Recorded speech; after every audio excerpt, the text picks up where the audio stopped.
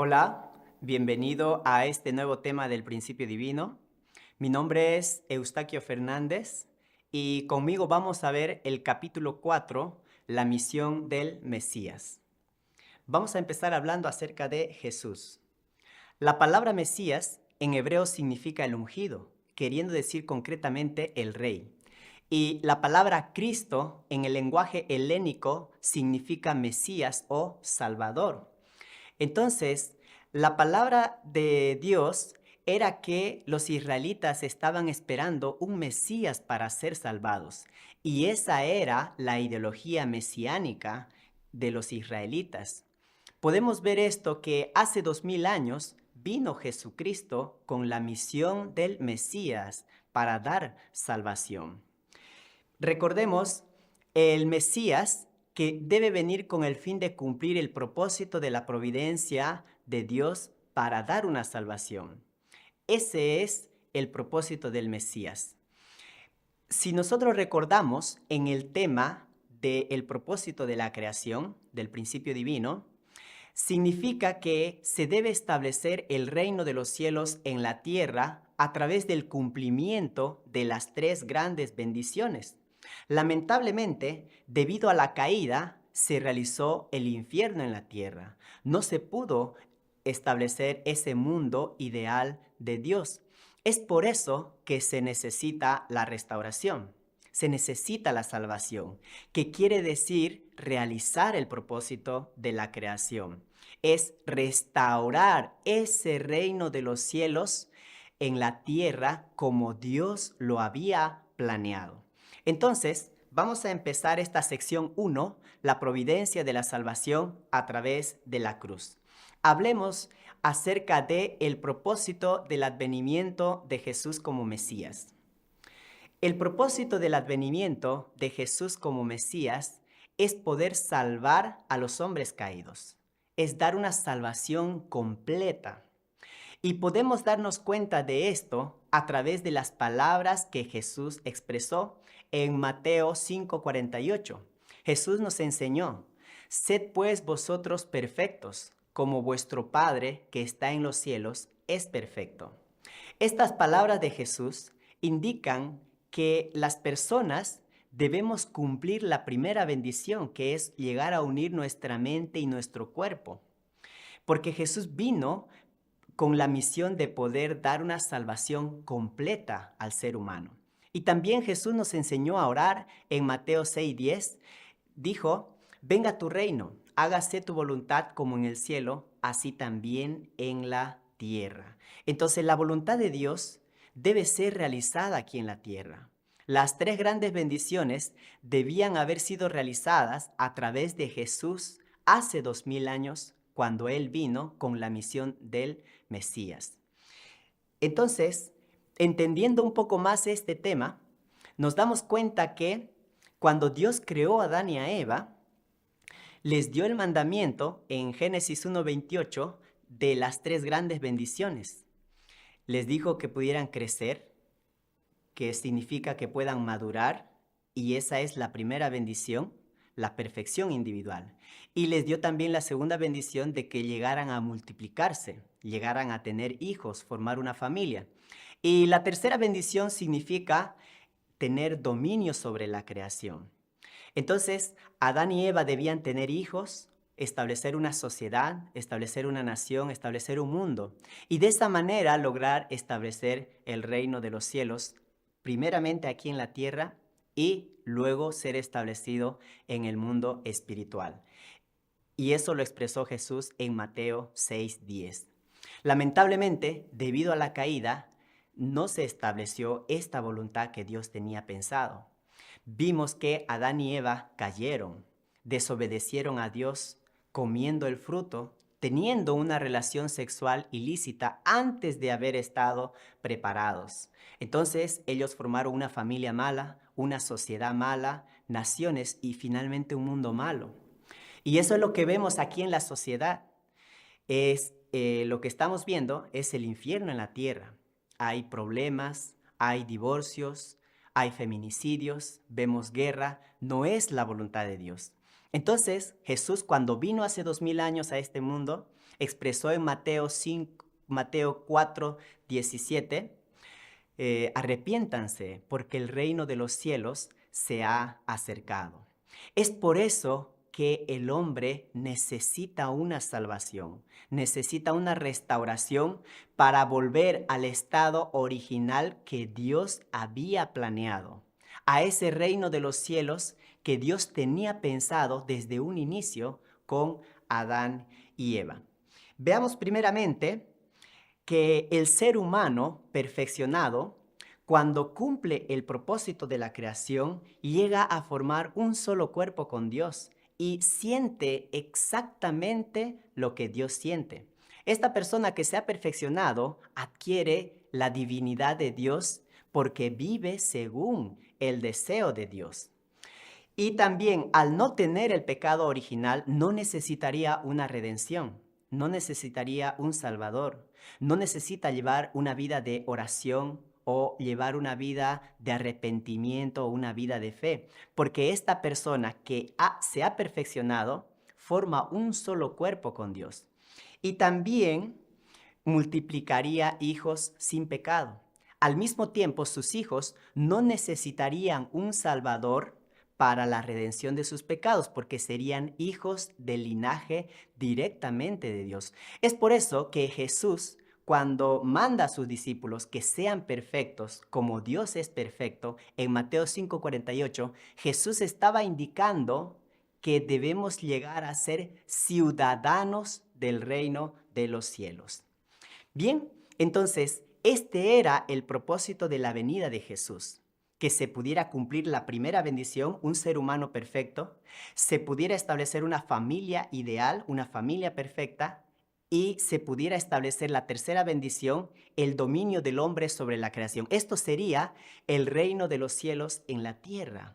Esa era la misión de Jesús con la cual vino hace 2000 años y de esa manera dar salvación completa. Por consiguiente, preguntémonos, ¿fue realizada la providencia de la salvación a través de la redención por la cruz? Si nosotros vemos a través de la redención por la cruz, preguntémonos, ¿se cumplió el propósito de la creación? ¿Se restauró ya la naturaleza original de la creación? ¿El reino de los cielos fue realizado aquí en la tierra?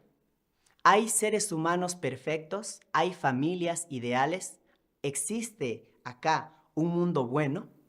Entonces, cuando vemos y entendemos acerca del ser humano perfeccionado que debe formar un solo cuerpo con Dios, nos damos cuenta que desde que comenzó la historia humana, ninguna persona ha experimentado como propio el corazón de Dios y también no ha poseído divinidad.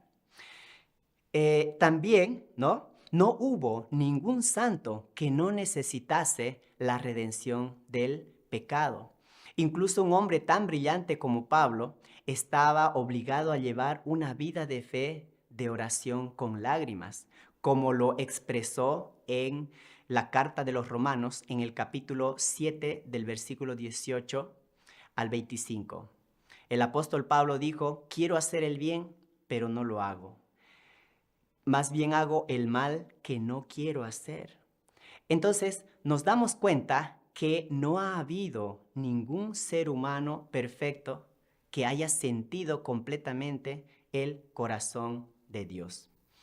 También, por más devotos que sean los padres, no pueden dar nacimiento a hijos sin pecado. Aunque recibimos el bautizo, aunque recibimos al Espíritu Santo y creemos en Jesús, aún el pecado continúa. El pecado original está siendo transmitido a pesar de nuestra fe en Jesús. Y ninguna persona pudo volverse perfecto igual que Dios es perfecto, así como lo expresó Jesús en Mateo 5:48. Entonces, la conclusión es que a través de la cruz no fue posible eliminar el pecado original. Y no se pudo restaurar completamente la posición original del hombre. No vemos el reino de los cielos aquí en la tierra como Jesús lo expresó. Por este motivo, Jesús prometió una segunda venida. Él dijo que nuevamente va a volver, porque Jesús mismo sabía que a través de la redención por la cruz, no fue cumplido el propósito de su venida como Mesías completamente. Jesús lo expresó y habló de su segunda venida. El ser humano necesita ser eliminado del pecado original. Se necesita que el hombre logre la perfección individual, cumpla las tres grandes bendiciones y se establezca el reino de los cielos. Y eso Jesús nos indicó que va a volver nuevamente. Entonces, preguntémonos, ¿fue en vano su sacrificio en la cruz? Absolutamente no. Jesús, vemos que en la Biblia está expresado en Juan 3:16, indica, porque de tal manera amó Dios al mundo que ha dado a su Hijo unigénito, para que todo aquel que en él crea no se pierda, mas tenga vida eterna. Es verdad que nuestra fe en la cruz puede traernos la redención. Sin embargo, el pecado original permanece en el hombre. Y también no tiene restaurada la naturaleza original del hombre que no puede pecar. No se estableció el reino de los cielos sobre la tierra. Entonces, ¿qué tipo de salvación Jesús nos llegó a dar hace 2000 años? Vamos a comprender esta pregunta a través de poder explicar este tercer punto, la crucifixión de Jesús. Entonces, veamos a través de las palabras y acciones de los discípulos si la muerte en la cruz fue legítima. Es decir, Dios envió a su Hijo Jesús a morir en la cruz. Estudiemos este punto acerca de las palabras y acciones de los discípulos. Nos damos cuenta que había un sentimiento común de los discípulos. Ellos estaban doloridos y también estaban angustiados.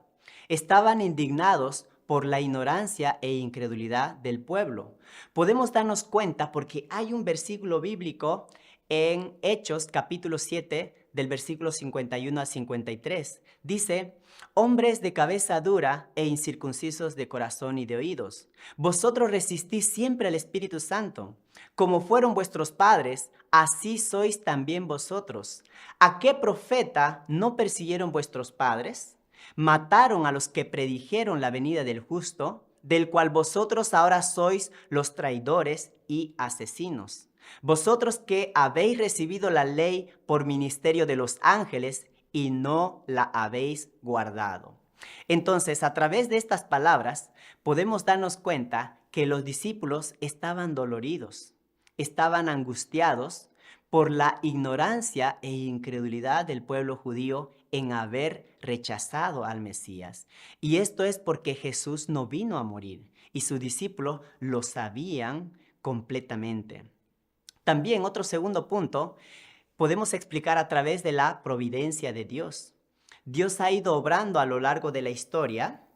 Él llamó a Abraham y de sus descendientes de Abraham, Él estableció el pueblo escogido de Israel. Dios educó a este pueblo, lo protegió, le disciplinó a través de pruebas, a través de penalidades.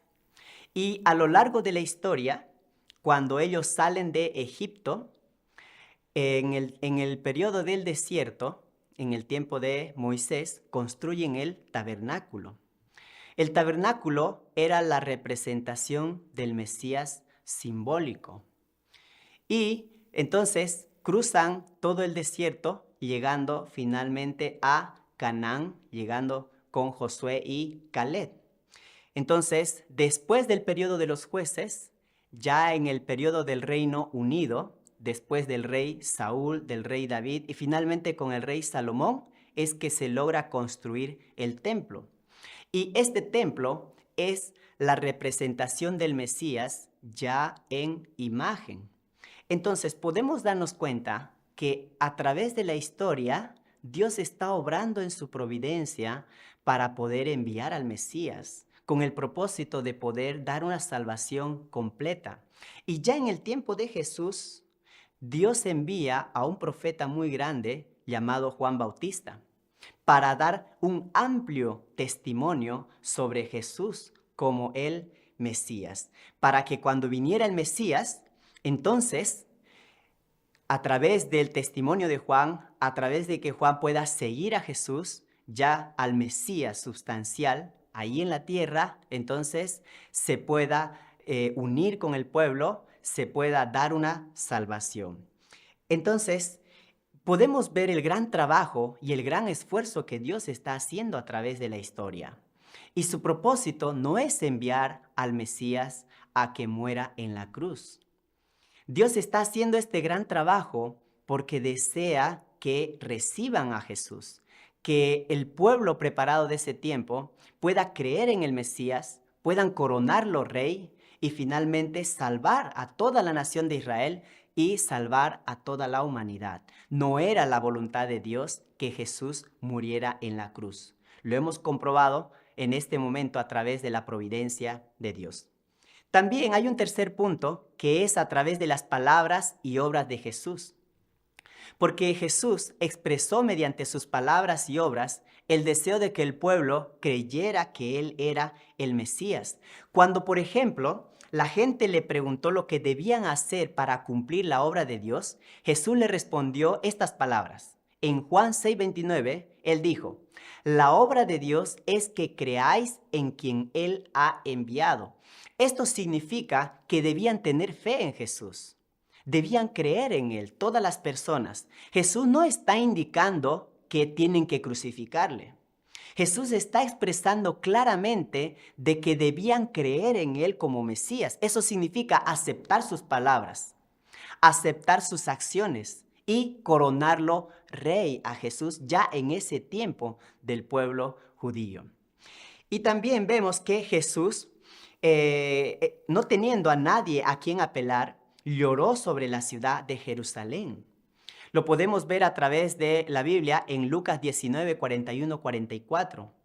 Aquí indica, cuando llegó cerca de la ciudad al verla, lloró sobre ella diciendo, oh, si también tú conocieses, a lo menos en tu día, lo que es para tu paz. Mas ahora está encubierto tus ojos, porque vendrán días sobre ti cuando tus enemigos te rodearán con vallado y te sitiarán y por todas partes te estrecharán y te derribarán a tierra y a tus hijos dentro de ti, y no dejarán en ti piedra sobre piedra, por cuanto no conociste el tiempo de tu visitación.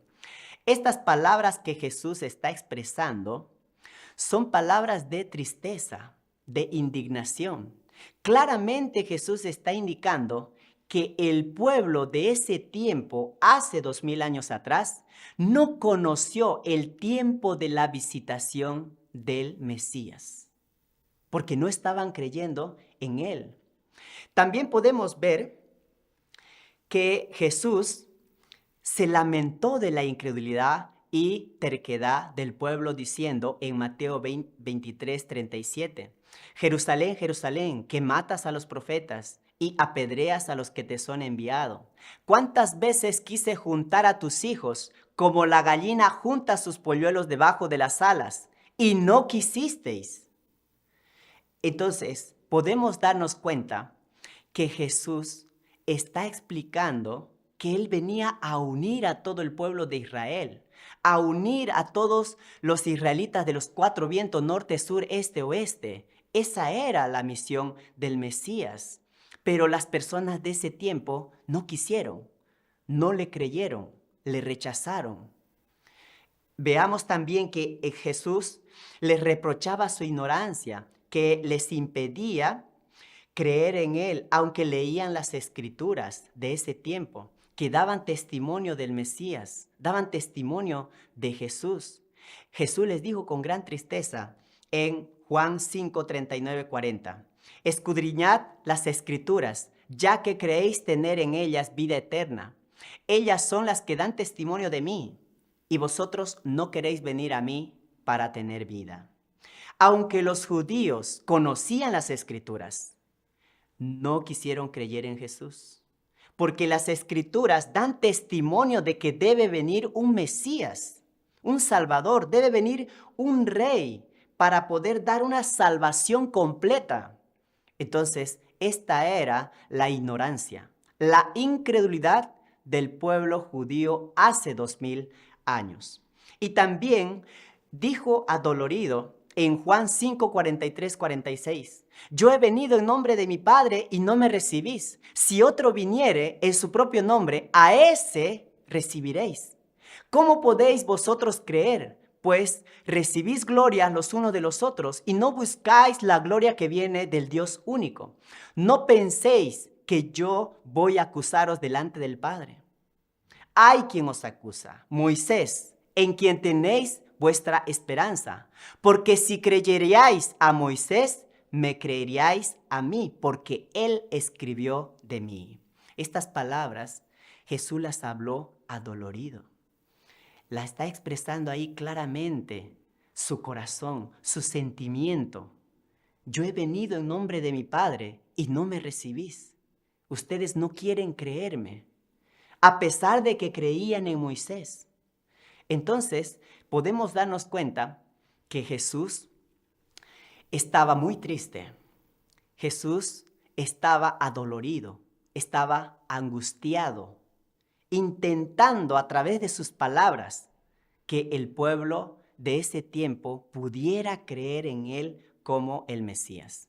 También nos damos cuenta que cuántos milagros y señales realizó Jesús con la esperanza de poder restaurar la fe del pueblo. Jesús curó paralíticos, hizo ver a ciegos. Entonces, cuando Jesús hacía estos milagros, ¿qué es lo que pensaban los judíos de ese tiempo? Jesús tenía un propósito por el cual estaba obrando a través de estos milagros. Podemos ver en Juan 10:38, Jesús dijo, creed por las obras. Aunque a mí no me creáis, así sabréis y conoceréis que el Padre está en mí y yo en el Padre.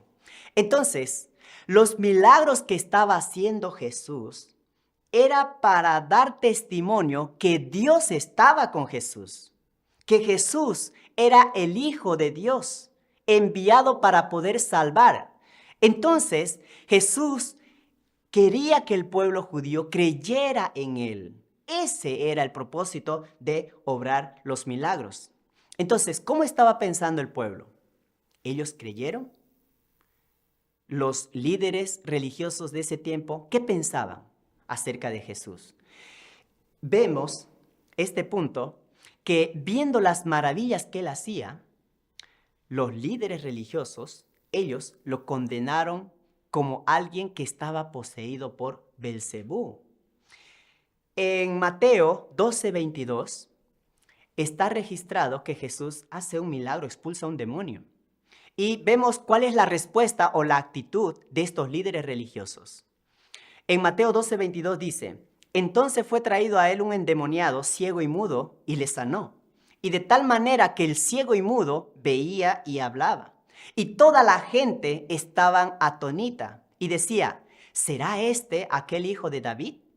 Mas los fariseos al oírlo decían, este echa fuera los demonios, sino por Belcebú, príncipe de los demonios. Entonces, los líderes de ese tiempo estaban acusando a Jesús de estar poseído por un demonio.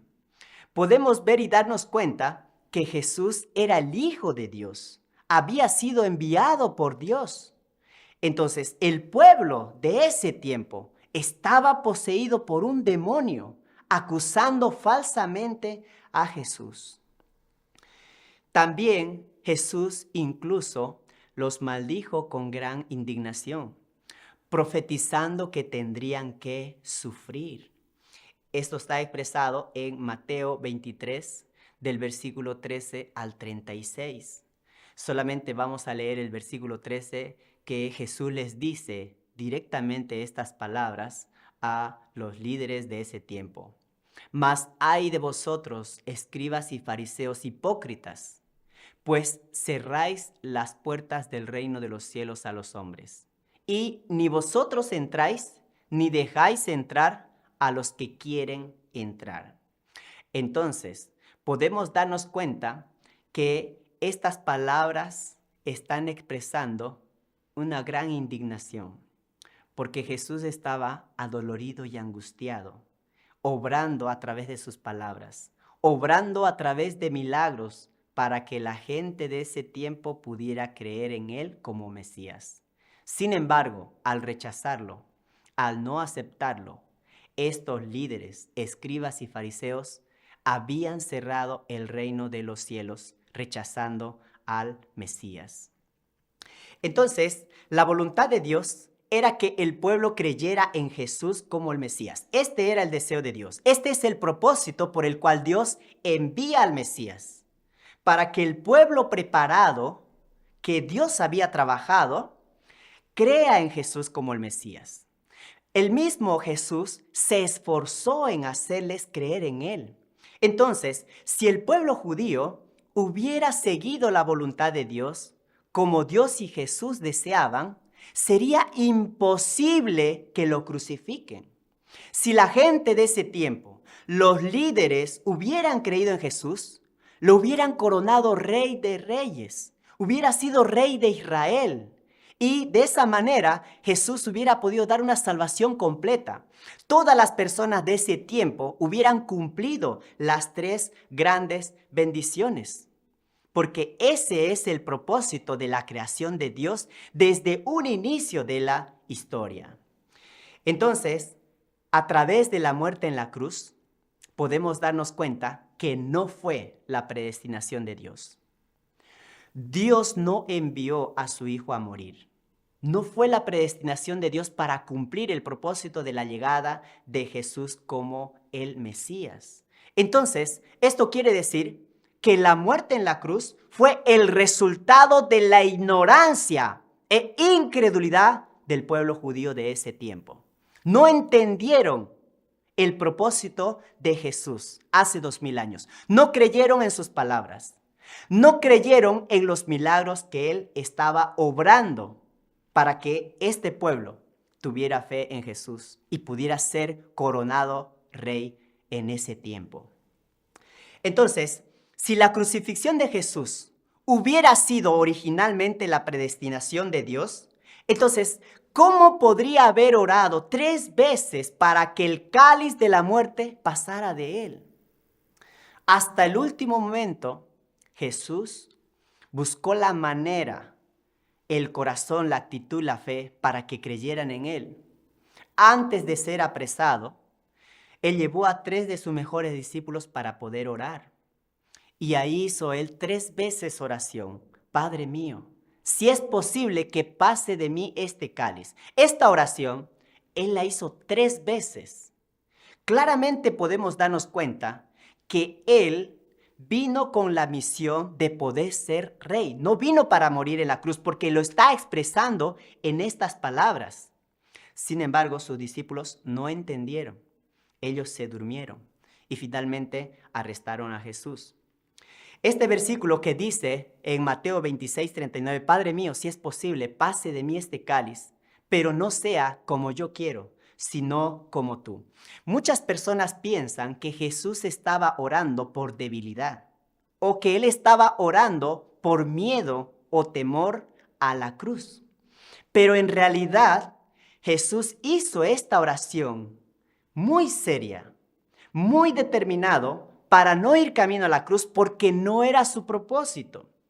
Jesús sabía que Dios se había esforzado mucho tiempo para establecer el reino de los cielos. Había trabajado durante toda la historia Dios con la intención de enviar a su Hijo Jesús como Mesías. Entonces, si Jesús moría en la cruz, todo ese esfuerzo que Dios había realizado hubiera sido invadido por Satanás. Entonces Jesús estaba orando por Dios, porque sabía que Dios se había esforzado y había trabajado durante toda la historia. También Jesús hizo esta oración porque sabía que el hombre prolongaría la historia de aflicción hasta el tiempo de la segunda venida. El hombre no lograría una salvación completa. El hombre quedaría bajo el dominio de Satanás. Toda la humanidad sufriría. Entonces, por eso Jesús está haciendo este tipo de oración, de no ir camino a la cruz. Y tercer punto es que Jesús hizo esta oración porque el pueblo de Israel sufriría una inmensa persecución. Podemos darnos cuenta a través de este versículo bíblico la intención y el propósito de Jesús de orar para no ir camino a la cruz. Bien, entonces la profecía es de que Jesús establecería un reino eterno, un reino que no tendría fin, que no tendría límites. Y esa es la razón por la cual Dios llamó a los israelitas, para establecer ese reino eterno, recibiendo al Mesías Jesús. Después de 2000 años de tribulación que habían pasado, que Dios había guiado un pueblo, la intención de Dios era que creyeran en Jesús. Está expresado la profecía acerca del nacimiento de un niño que establecería un reino eterno en Isaías capítulo 9, versículos 6 al 7. Dice, porque un niño nos ha nacido, un hijo se nos ha dado. El señorío reposará en su hombro y le llamarán admirable consejero, Dios poderoso, siempre Padre, príncipe de paz. Grande es su señorío, y la paz no tendrán límites sobre el trono de David y sobre su reino, para restaurarlo y consolidarlo por la equidad y la justicia. Desde ahora y hasta siempre, el celo de Yahvé Sebaot hará eso. Entonces, esta profecía de Isaías está indicando claramente que el Mesías viene con el propósito de establecer un reino eterno, aquí en la tierra primeramente. Y esta profecía debía cumplirse hace 2000 años, a través de la venida del Mesías Jesús. También nos damos cuenta que un ángel se aparece a María en el tiempo de la concepción de Jesús. ¿Qué le dice este ángel a María? En Lucas capítulo 1, del versículo 31 al 33, está escrito las palabras que le habla este ángel a María. Vas a concebir en el seno y vas a dar a luz un hijo, a quien pondrás por nombre Jesús. Él será grande y será llamado Hijo del Altísimo. Y el Señor Dios le dará el trono de David su padre. Reinará sobre la casa de Jacob por los siglos y su reino no tendrá fin.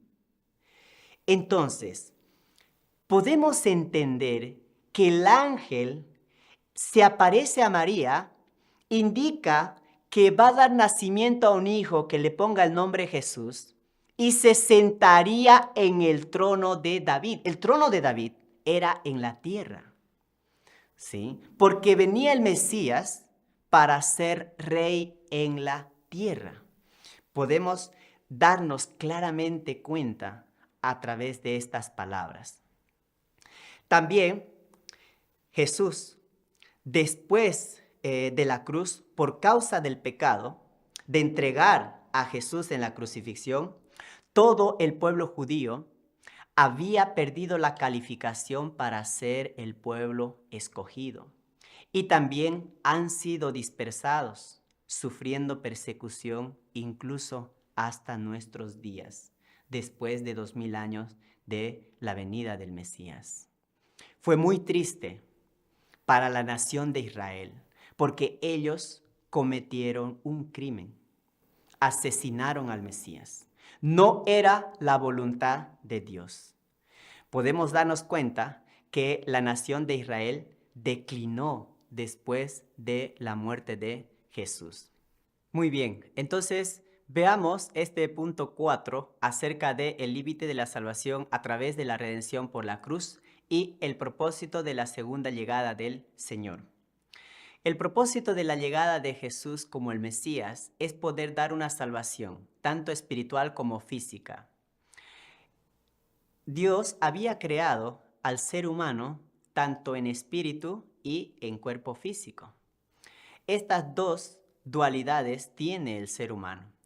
Entonces, lo que ocurrió en la caída fue que el hombre realizó una caída espiritual y una caída física. Ocurrió juntos, ambos. Es por eso que la salvación se necesita que sea una salvación espiritual y una salvación física. Tiene que resolverse juntos. Y ese es el propósito por la cual Jesús vino hace 2000 años, de poder darle al hombre una salvación completa. El plan original era que Jesús, viniendo hace 2000 años, daría una salvación espiritual y una salvación física al hombre caído, eliminando el pecado original. Jesús viniendo en la carne daría ese dos tipos de salvación. Al creer en Jesús como el Mesías, dando esta salvación espiritual como física. Sin embargo, lo que ocurrió y su resultado es que debido a la falta de fe del pueblo judío, al crucificar a Jesús, el cuerpo de Jesús fue entregado en la cruz. Satanás invade el cuerpo físico de Jesús, así también después Satanás también invade el cuerpo de todos los creyentes. Por eso, el tipo de salvación que nos da Jesús solamente es una salvación espiritual, a través de tener fe, a través de poder creer en la redención por la cruz. No hubo una salvación física. El pecado original aún ha continuado. Es por eso que aún los padres dan nacimiento o generan hijos con pecado original, que está siendo transmitido de generación en generación. Por lo tanto, el cuerpo aún está expuesto a la invasión satánica debido al pecado original, donde debemos llevar una vida de negar el cuerpo carnal. Y esto se ve, la lucha de las personas contra los deseos del cuerpo físico. También está expresado en la Biblia muchos versículos bíblicos que indican que debemos orar constantemente. Por ejemplo, en 1 Tesalonicenses capítulo 5 versículo 17 dice, orad sin cesar. Esto es porque el pecado original es una condición por la cual hay una invasión satánica. Debemos orar constantemente debido a que Satanás está invadiendo aún el cuerpo físico de muchos creyentes. Y en Romanos capítulo 7 del versículo 22 al 25, como lo expresó el apóstol Pablo, dice, así yo mismo con la carne sirvo a la ley de Dios, así yo mismo con la mente sirvo a la ley de Dios, mas con la carne sirvo a la ley del pecado, indicando que todavía en la carne, que todavía en el cuerpo físico queda el pecado original. Y también Juan confesó en la carta primera, en el capítulo 1 del versículo 8 al 10. Dice, si decimos que no tenemos pecado, nos engañamos a nosotros mismos y no hay verdad en nosotros. Si decimos que no pecamos, le hacemos mentiroso y su palabra no está en nosotros. Entonces podemos darnos cuenta que aún permanece el pecado original. La salvación que recibimos a través de tener fe en Jesús y creer en Él es solamente una salvación espiritual. No se ha llegado a tener una salvación completa. Es por eso que se necesita la segunda venida. Jesús, antes de su crucifixión, Él habló que iba a volver nuevamente. El Mesías debe venir tanto en espíritu como en cuerpo físico. Y de esa manera dar una salvación espiritual y una salvación física. Eso es el propósito de la segunda llegada del Mesías. El Mesías debe volver para dar una salvación completa. Cristo debe venir nuevamente aquí a la tierra para poder realizar la salvación física como espiritual por la redención del pecado original. Entonces, ahora expliquemos este punto 5, dos clases de profecías referentes a la cruz. Si la crucifixión no fue el resultado de la predestinación de Dios, ¿cómo es que está registrado en la Biblia dos profecías diferentes acerca de el Mesías Jesús?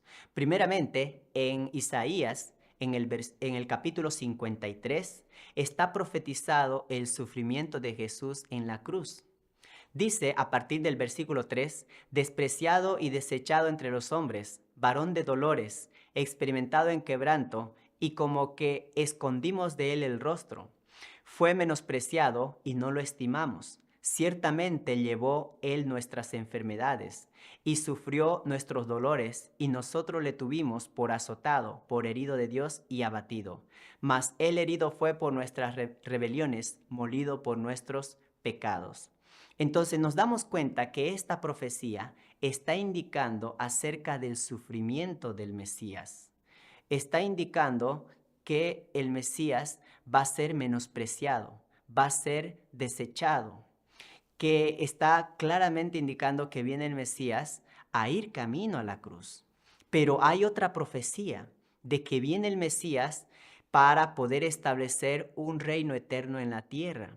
Y está expresado en Isaías capítulo 9, del versículo 6 al 7, y también en Isaías capítulo 11 y en Isaías capítulo 60. Dice en el capítulo 9, porque un niño nos es nacido, hijo nos es dado, y el principado sobre su hombro, y se llamará su nombre admirable, consejero, Dios fuerte, Padre eterno, príncipe de paz. Lo dilatado de su imperio y la paz no tendrán límites sobre el trono de David y sobre su reino, disponiéndolo y confirmándolo en juicio y en justicia, desde ahora y para siempre. El celo de Yahvé, de Jehová de los ejércitos, hará esto. Entonces, esta profecía está indicando que viene el Mesías para establecer un reino eterno aquí en la tierra. Y también nos damos cuenta a través de la revelación del ángel a María en el libro de Lucas capítulo 1 del versículo 31 al 33, donde indica: ahora concebirás en tu vientre y darás a luz un hijo, y llamarás su nombre Jesús. Este será grande y será llamado Hijo del Altísimo, y el Señor Dios le dará el trono de David su padre, y reinará sobre la casa de Jacob para siempre, y su reino no tendrá fin. Entonces,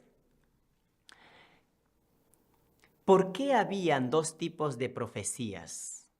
Claramente nos damos cuenta que son dos profecías muy diferentes. Expliquemos la razón de estas dos profecías.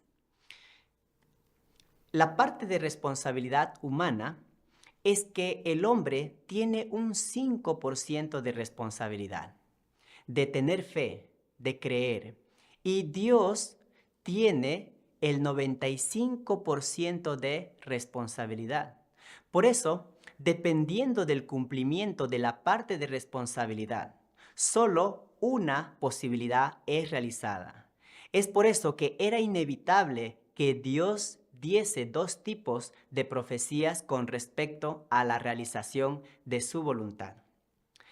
Es por eso que cuando se cumple el 95% de la responsabilidad de Dios y el 5% de la responsabilidad del hombre, es que se cumple, se realiza la voluntad de Dios. Veamos entonces que la responsabilidad de Dios hace 2000 años era poder enviar al Mesías, y la responsabilidad del hombre era poder creer en el Mesías.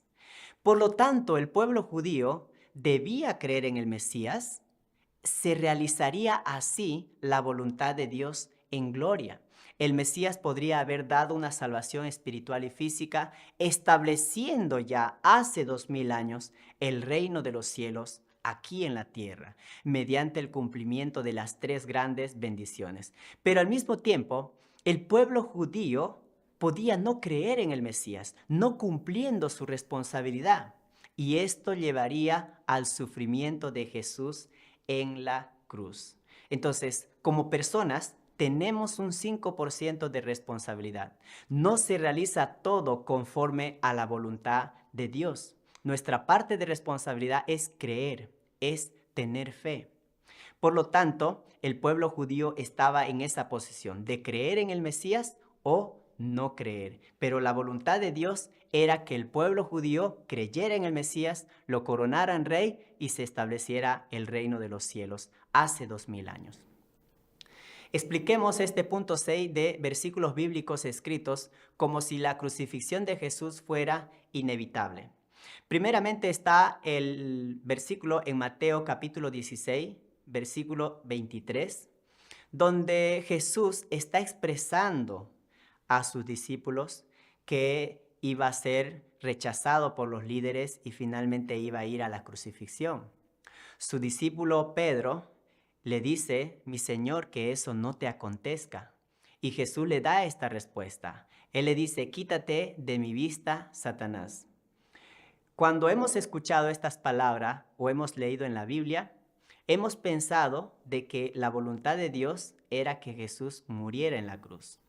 Vamos a explicar por qué Jesús le dice a su discípulo: quítate de mi vista, Satanás, como si se estuviera oponiendo a la crucifixión.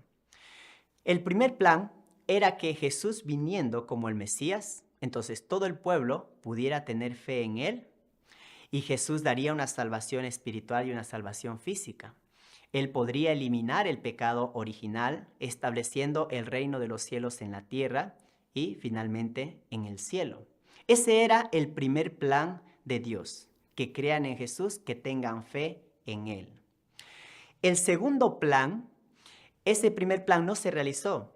Entonces, el segundo plan era que al venir Jesús, por la falta de fe del pueblo judío, si ellos no cumplían su responsabilidad, entonces Jesús iría camino a la cruz, pudiendo dar solamente una salvación espiritual. Este era el segundo plan que Dios había previsto si en caso el pueblo de ese tiempo no cumplía su responsabilidad.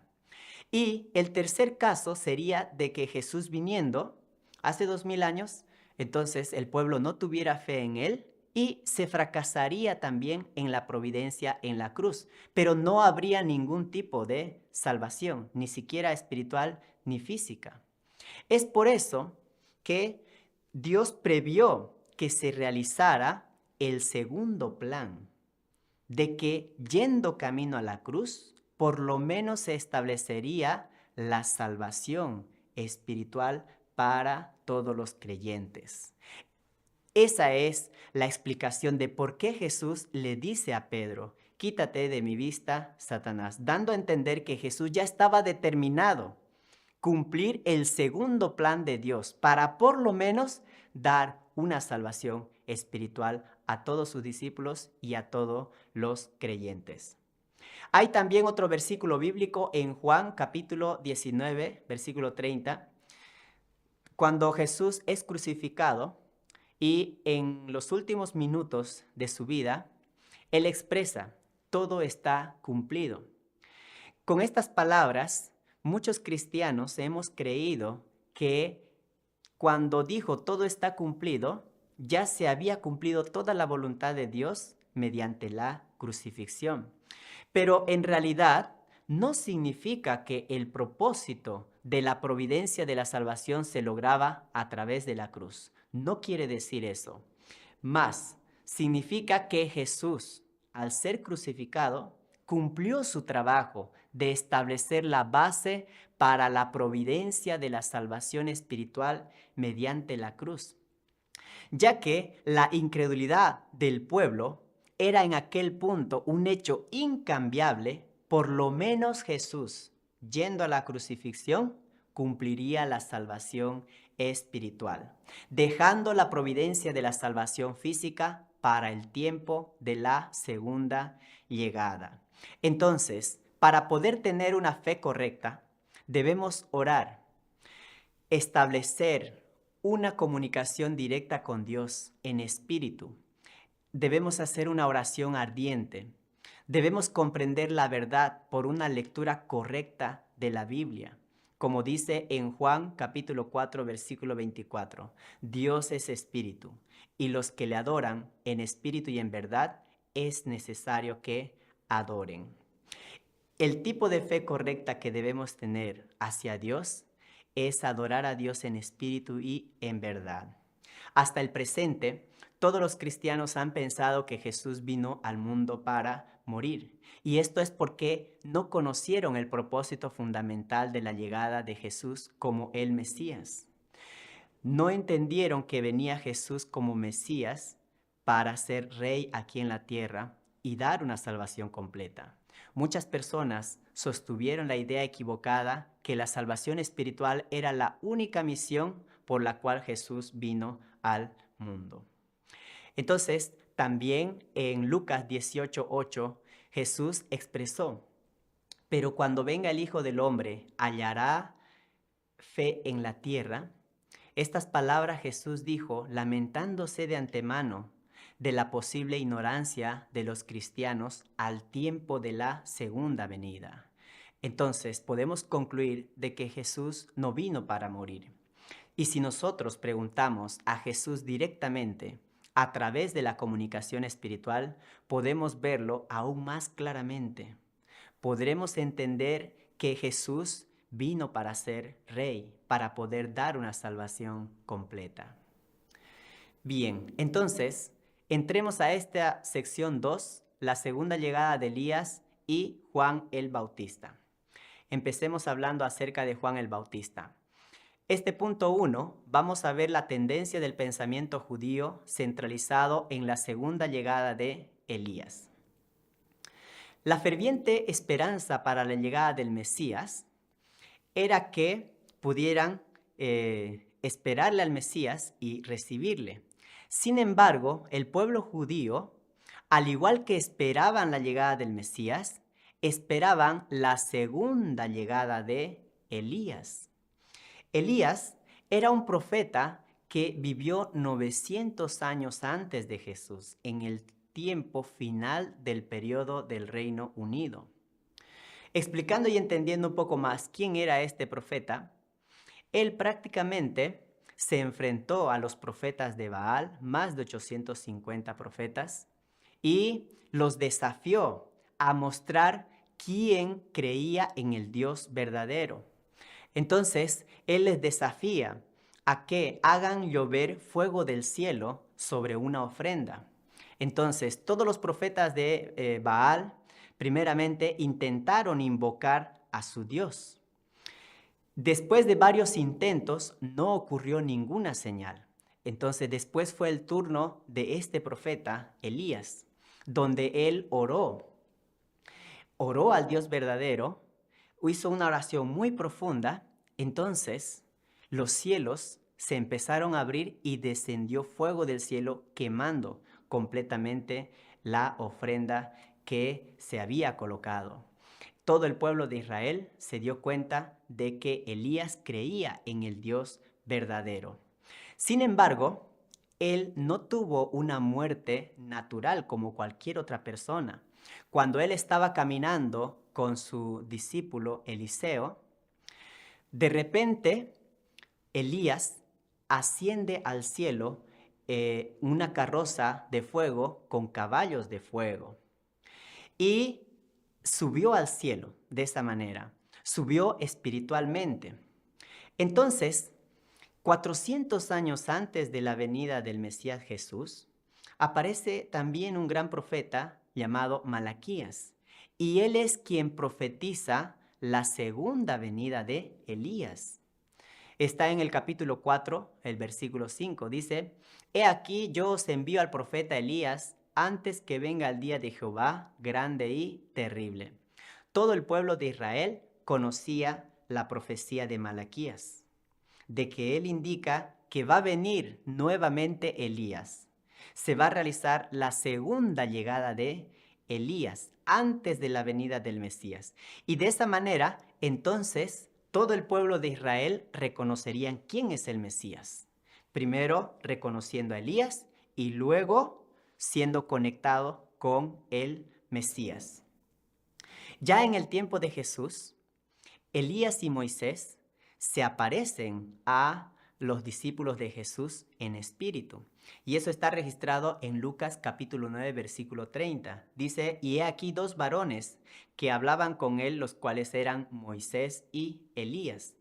Entonces el pueblo judío estaba esperando la segunda venida de Elías. Ellos estaban esperando que vuelva sobre las nubes del cielo. Es como lo que hoy muchos cristianos están esperando también a Jesús venir sobre las nubes. En realidad, ¿se realizará de esa forma la segunda venida? podemos entender que de igual manera que el pueblo judío estaba pensando que vendría sobre las nubes, se va a repetir nuevamente en nuestro tiempo de que muchos cristianos están esperando a Jesús volver sobre las nubes. Y cuando aún no había noticias sobre la segunda llegada de Elías, Jesús apareció como el Mesías.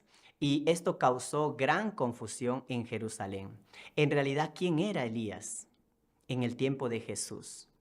Podemos darnos cuenta a través de las palabras de Jesús en Mateo capítulo 17, del versículo 10 al 13. Cuando los discípulos salían a predicar y anunciar el evangelio de Jesús y anunciar de que Jesús era el Mesías, los discípulos eran refutados por algunos líderes judíos donde le preguntaban si Jesús es el Mesías, entonces ¿dónde está Elías? Los discípulos no conocían las escrituras. Entonces ellos humildemente iban donde Jesús y le preguntaban. Ese hecho está registrado en Mateo 17, del versículo 10 al 13. Dice, entonces sus discípulos le preguntaron a Jesús, diciendo, ¿por qué pues dicen los escribas que es necesario que Elías venga primero? Respondiendo Jesús les dijo, a la verdad Elías viene primero y restaurará todas las cosas. Mas os digo que Elías ya vino y no le conocieron, sino que hicieron con él todo lo que quisieron. Así también el Hijo del Hombre padecerá de ellos. Entonces los discípulos comprendieron que les había hablado de Juan el Bautista. Aquí, en este versículo, Jesús está indicando de que Juan Bautista es Elías. Él vino con la misión de Elías para cumplir la misión que Elías había dejado hace 2000 años en el tiempo final del Reino Unido.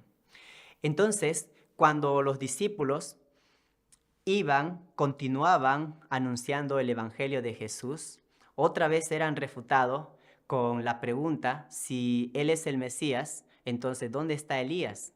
Esta vez los discípulos le contestaban y le decían que Juan el Bautista era Elías. Es por eso que hay también otro versículo bíblico donde está registrado de que estos líderes judíos van a preguntarle directamente a Juan si él era Elías. En Juan capítulo 1, versículo 21 dice, y le preguntaron, ¿qué pues? ¿Eres tú Elías? Dijo, no soy. ¿Eres tú el profeta? Y respondió, no. Podemos darnos cuenta que Juan Bautista negó ser Elías. La duda de Juan Bautista llevó a la incredulidad del pueblo y esto obligó a Jesús a ir camino a la cruz, porque el propio Juan negó ser Elías, negando las palabras que Jesús había hablado. Entonces, veamos el camino a seguir por el pueblo judío. El pueblo judío había escuchado estas dos afirmaciones, de que Jesús indica de que Juan Bautista es Elías y de que cuando van a preguntarle a Juan, él dice, yo no soy, niega ser Elías.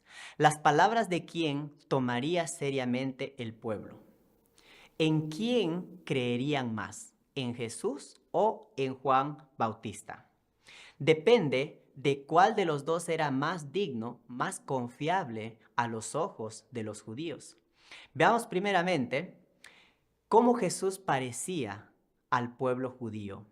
Primeramente, el pueblo judío estaba viendo a Jesús como un joven pobre, ignorante, hijo de un carpintero. Veían a Jesús que parecía ser un blasfemador de Dios. Parecía ser alguien que transgredía las leyes mosaicas. Parecía ser un destructor de moralidad. Entonces, este era el punto de vista del pueblo judío acerca de Jesús, de los líderes. Entonces, ¿cómo estaban viendo a Juan? Juan Bautista era hijo de un sacerdote, de una distinguida familia, y ocurrieron milagros y señales al tiempo de su concepción y nacimiento. Juan Bautista llevó una brillante vida de fe y disciplina, internándose en el desierto llevando una vida de ayuno, una vida de oración. Incluso el pueblo pensaba que él fuese el Mesías. Es por eso que era más fácil creer en las palabras de Juan el Bautista, cuando él dijo, yo no soy Elías, negando las palabras de Jesús.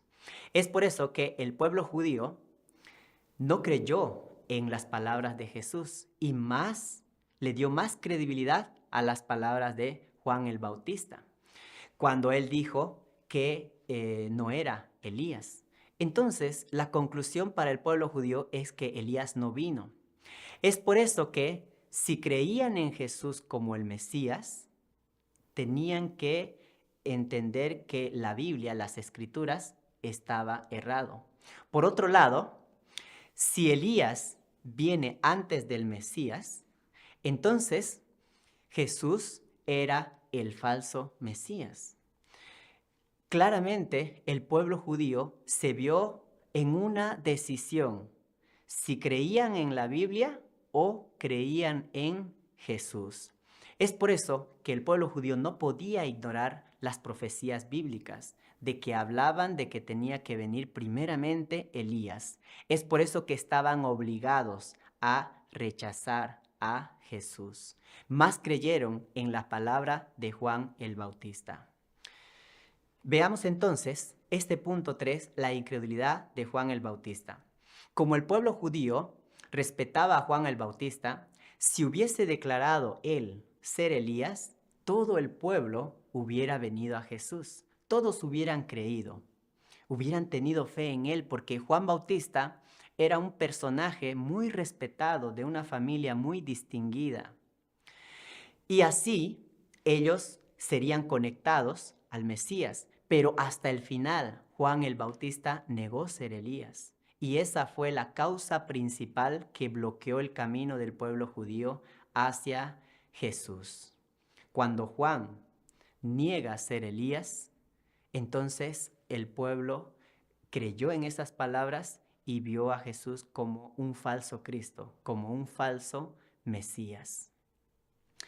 En Juan 1:23 está registrado las palabras de Juan el Bautista, que él venía con la misión de enderezar el camino del Mesías. Y en Juan 3:28, Juan Bautista mismo declaró que había sido enviado antes que Cristo.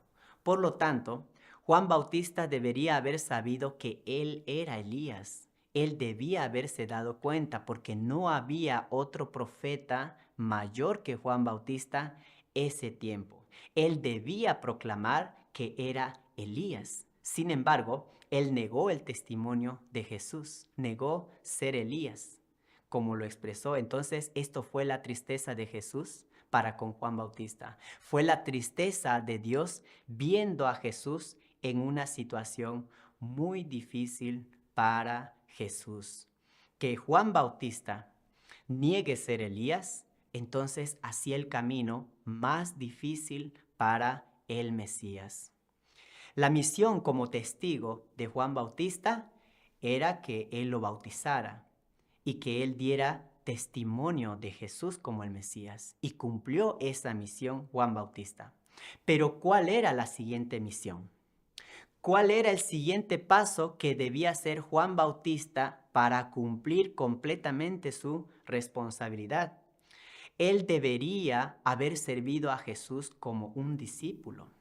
Debería haber sido como su mano derecha, caminando junto con Jesús, predicando las palabras de Jesús, el evangelio de Jesús. Las buenas nuevas deberían haber sido anunciado primeramente a través de Juan el Bautista. En Lucas capítulo 1, del versículo 74 al 76, dice: que librados de nuestros enemigos sin temor les serviríamos en santidad y en justicia delante de Él todos nuestros días. Y tú, niño, profeta del Altísimo, serás llamado, porque irás delante de la presencia del Señor para preparar sus caminos. Entonces, cuando está explicando aquí, está haciendo referencia de que venía Juan el Bautista con esta misión de preparar el camino para el Mesías. Es por eso que Juan Bautista, después de dar testimonio, siguió bautizando a la gente separado de Jesús. Y hubo un conflicto entre el bautizo de Juan el Bautista y el bautizo de Jesús. Ambos estaban bautizando por separado. Los discípulos de Jesús y los discípulos de Juan Bautista discutían respecto a la purificación. Es por eso que Juan, al seguir bautizando a la gente separado de Jesús, él indica en Juan capítulo 3, versículo 30, dice, es preciso que Él crezca y que yo disminuya. Juan el Bautista no sufrió el mismo destino que Jesús. Él fue por un camino diferente. La gente hacía el esfuerzo para irse más donde Jesús. Entonces, Juan el Bautista dice, es preciso que Él crezca y que yo disminuya.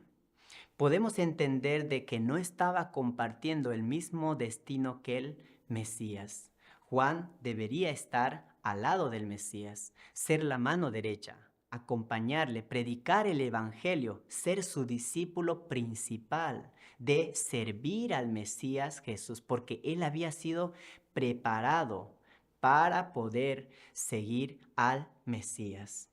Sin embargo, vemos que Juan fue llevado a la cárcel por los seguidores del rey Herodes. Entonces, él cuando estaba en la cárcel empezó a preguntarse, a meditar, a pensar qué es lo que había pasado. ¿Por qué un hombre de Dios estaba ahora en esa posición? Y en Mateo 11:3 está indicando de que Juan el Bautista envía discípulos a Jesús a preguntarle, ¿eres tú aquel que había de venir o esperaremos a otros? Juan Bautista había recibido ya la revelación de que Jesús era el Mesías. Dios le revela directamente a Juan el Bautista. Pero ahora, al estar en la cárcel, él envía a 2 de sus discípulos a preguntarle a Jesús si él era el Mesías. Vemos claramente que esta pregunta es una duda de Juan. Juan está dudando acerca de el Mesías Jesús. Juan desde el vientre fue escogido por Dios para la misión de servir a Jesús. Ya lo vimos en Lucas capítulo 1, versículo 75. Él llevó una vida ascética para preparar el camino del Señor y fue el primero a quien Dios le revela a Juan el Bautista de que Jesús era el Mesías. Entonces, él no pudo, Jesús no pudo responder, yo soy el Mesías. Más bien, Jesús le dio una respuesta indirecta. En Mateo capítulo 11 del versículo 4 al 5, dice, respondiendo Jesús les dijo, id y haced las obras. Id y haced saber a Juan las cosas que oís y veis. Los ciegos ven, los cojos andan, los leprosos son limpiados, los sordos oyen, los muertos son resucitados, y a los pobres es anunciado el Evangelio. Entonces Jesús no le da una respuesta directamente de que Él es el Mesías. Jesús respondió indignado, con una advertencia muy severa, porque Juan el Bautista no creyó en Jesús. Todo el pueblo judío había rechazado, sacerdotes, los escribas rechazaron al Mesías. Él tuvo que vagar por las costas de Galilea buscando otro tipo de discípulos, buscando a pescadores, a publicanos, a prostitutas. Entonces, cuando Juan Bautista envía a estos 2 discípulos, Jesús le expresa a sus discípulos, le dice, y dichoso aquel que no halle escándalo en mí. Es porque Juan Bautista se estaba escandalizando de Jesús. Él estaba dudando. La misión de Juan Bautista era dar testimonio de Jesús. Y esa misión Juan lo cumplió. Pero también Juan debía unir al pueblo a Jesús. Y en realidad eso fue lo que no hizo. Juan debería ser el primer discípulo de Jesús, pero no le siguió, continuó bautizando aparte. Y también debía evangelizar con Jesús en la vida y en la muerte, pero no lo hizo. Es por eso que Jesús habla estas palabras fuertes acerca de Juan el Bautista en Mateo 11, versículo 11. Dice, en verdad os digo que no ha surgido entre los nacidos de mujer uno mayor que Juan el Bautista. Sin embargo, el más pequeño en el reino de los cielos es mayor que él. Expliquemos qué significa este versículo. Juan Bautista testificó directamente de Jesús. En vida propia, junto con el Mesías, él da testimonio. Los otros profetas dieron testimonio del Mesías, pero mucho tiempo atrás, cuando no estaba el Mesías. Por eso es que Juan llega a ser el más grande de los profetas, porque da testimonio directamente en la vida del Mesías. Por eso era más grande que cualquier otro profeta. Pero falló en servir a Jesús. Es por eso que él es el más pequeño que todos los otros profetas. Veamos entonces este otro punto, la razón por la cual Juan Bautista era Elías. En Lucas capítulo 1, versículo 17, está registrado la aparición del ángel Gabriel y le da unas palabras a Zacarías. Le dice, cuando él estaba quemando incienso, le dice el ángel Gabriel, e irá delante de él con el espíritu y el poder de Elías, para hacer volver los corazones de los padres a los hijos y de los rebeldes a la prudencia de los justos, para preparar al Señor un pueblo bien dispuesto. El ángel Gabriel está indicando que Zacarías, en su edad ya avanzada, junto con su esposa, llegarían a tener un hijo. Y este hijo se llamaría Juan. Y dice, e irá delante de él con el espíritu y el poder de Elías. Claramente lo está expresando que Juan Bautista, este niño, caminaría con el espíritu y el poder de Elías. Por lo tanto, nos podemos dar cuenta que Juan Bautista era la segunda llegada de Elías, porque tenía la misión idéntica de preparar al pueblo, de separar de Satanás y preparar al pueblo para el Mesías. Es por eso que Elías, que había muerto 900 años atrás, volvió en el tiempo de Jesús en espíritu, no volvió en cuerpo físico. Volvió para poder apoyar a Juan el Bautista. Elías descendió para ayudar a Juan Bautista.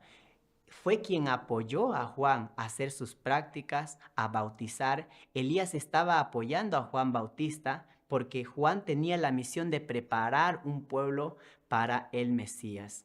Es por eso que Elías procuró cumplir la misión que no había podido terminar 900 años atrás.